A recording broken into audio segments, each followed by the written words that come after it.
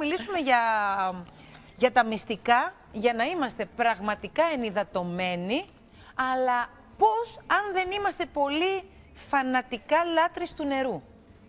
Έτσι. Και πολλοί κόσμος δεν είναι φανατικοί. Δεν τους αρέσει σαν γεύση, το ξεχνάμε. Σαν γεύση μια χαρά είναι. Απλά ναι. δεν μπορείς να πιεις αυτό που συνήθως λένε πίνε 1,5 λίτρο την ημέρα, για να μην πω και παραπάνω. Εγώ λέω το 1,5.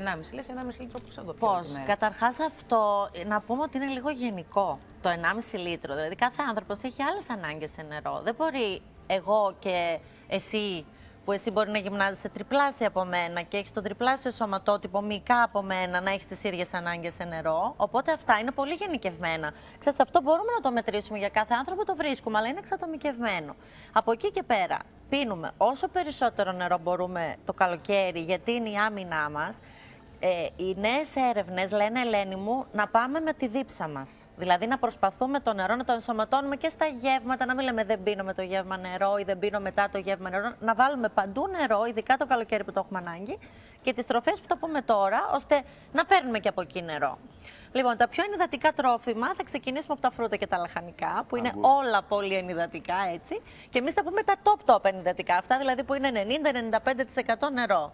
Πρώτα τα φρούτα που είναι το καρπούζι, θεός του νερού. Υπέροχο. Το καταλαβαίνουμε κιόλας όταν το τρώμε και στην παραλία με το θέλουμε να... Μπράβο. Και ξέρεις, ξεδιψάς καλύτερα από φρούτο ή χυμό, ειδικά μετά το μπάνιο ή μετά τη γυμναστική, αυτό που είπες παραλία, παρά να πιεις νερό. Γιατί το φρούτο ή ο χυμός ή το καρπούζι έχει και τους ηλεκτρολίτες μέσα. Δηλαδή έχει κάλιο, νάτριο, μαγνήσιο, αυτά που χάνεις με την άσκηση, με τον ήλιο, με τον υδρότα. Άρα πάντα μετά το μπάνιο ή μετά την άσκηση, τώρα στο γυμναστήριο που τα γυμναστήρια έχουν πάρει φωτιά, πάντα να ξεδιψάμε με χυμό, φυσικό χυμό. Ή ένα σμούθι μπορεί να βάλει. Ή ένα πολύ ωραίο σμούθι, Στο μπράβο. σμούθι δεν βάζουν μέσα παγωτό.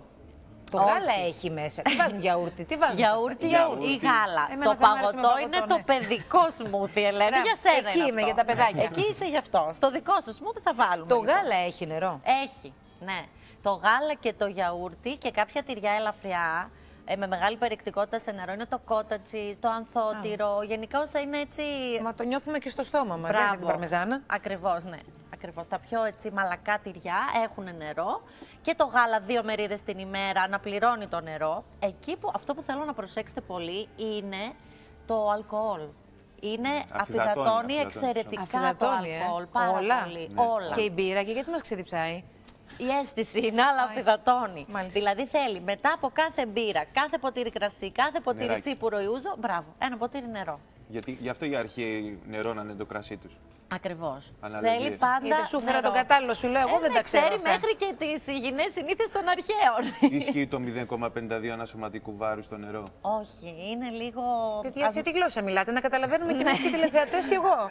Ισχύει το 0,52. Να το πούμε πιο απλά. Να πάμε, δηλαδή, καινούριες μελέτες, σου λέω, εξαρτάται πάρα πολύ, όχι με το βάρος, πιο πολύ από τη σύσταση του σώματος και από τις ανάγκες. Σου λέω, αν εσύ κάνεις γυμναστική 3 ώρες και ο άλλος δεν κάνει, πώς θα πάει με το βάρος του?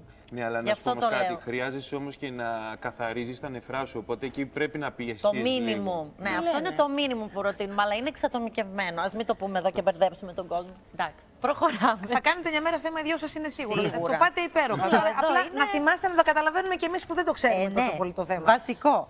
Λοιπόν, εκτός από το αλκοόλ, που είπαμε ότι για κάθε ποτήρι αλκοόλ ή τρώμε καρπούζι μετά ή πίνουμε νερό ώστε να αναπληρώσουμε τα υγρά, προσέχουμε αρκετά και τους καφέδες. Γιατί όλοι οι καφέδες μπορεί να έχουν μέσα νερό, αλλά αφυδατώνουν λίγο. Δηλαδή, και οι καφέδες αφυδατώνουν. Και οι καφέδες και όλα τα αναψυκτικά που έχουν καφεΐνη και τα πράσινα τσάγια ή το τσάι που έχει τεΐνη. Άρα, πάντα όταν πίνουμε πολλά από αυτά, λέω τώρα, δεν θα αφυδατωθούμε με ένα θα μας προσφέρει ενυδάτωση. Αλλά όταν πίνουμε πάνω από 3 καφέδες την ημέρα, αυτό θα αφυδατώσει. Άρα το προσέχουμε και για τους πολλούς καφέδες. Καρπούζι, πεπόνι, φράουλες, βασιλιάδες ενυδάτωσης των φρούτων και όλα βέβαια τα υπόλοιπα. Απλά αυτά έχουν το περισσότερο νερό. Και από λαχανικά ποια φαντάζεσαι? Αγκούρι. Ναι, το νούμερο 1 αγκούρι, αλλά και ντομάτα. Οπότε χωριάτικη σαλατούλα κάνουμε το καλοκαίρι, full, πιπεριές μέσα όλα τα χρώματα. Φανταστείτε ότι θέλουμε η σαλάτα μας να έχει 5 χρώματα για να μας προστατεύει και από τον ήλιο. Ξέρεις ότι οι σαλάτες είναι αντιλιακό? Εννοείται. Και ένα καροτάκι χρειάζεται. Βέβαια, για να έχει και το πορτοκαλί. Λίγο, δώστε μου διαφημίσεις, συνεχίζουμε. Τι γίνεται?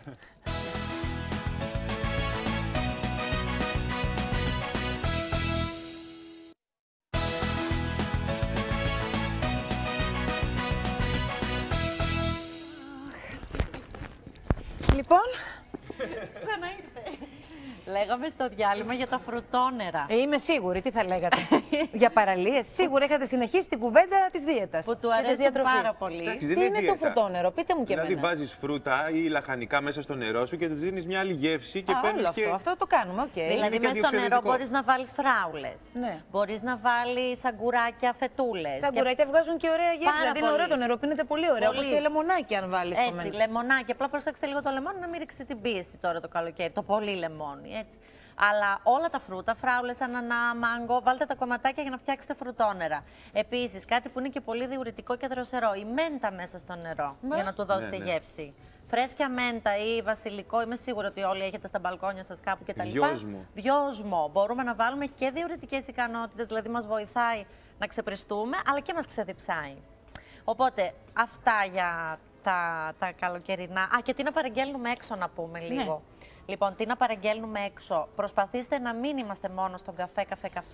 Προσπαθήστε να έχετε και ανθρακούχο νερό που μπορείτε για να του δώσετε έτσι ένα twist, μια λίγο πιο ωραία γεύση. Να βάζετε λίγο χυμό σε ποτήρι, ό,τι χυμό θέλετε και συσκευασμένο. Και να βάζετε το υπόλοιπο ανθρακούχο νερό. Και έτσι φτιάχνετε ένα υγιεινό αναψυκτικό. Και μαγνήσιο. Βέβαια. Πολύ ωραίο. Πολύ ωραίο. Αναγία. Πρέπει να κάνουμε κάποια στιγμή και κανένα θέμα, το συνδυάσουμε από του χρόνου αυτά. Συνδυασμός, τι πίνουμε, τι τρώμε και πώς γυμναζόμαστε. Αλλά όχι να μας εξοντώσεις, για κανονικούς ανθρώπους. Ναι. Κάποιες συμβουλές. Ναι, όχι για προχωρημένους λύτες. Κανονικούς. Καλό καλοκαίρι. Όλα καλά. Σε όλους σας. Να είστε καλά, καλό μας καλοκαίρι, καλές βουτιές, ξεκουράσου και τα λέμε τον Οκτώβριο.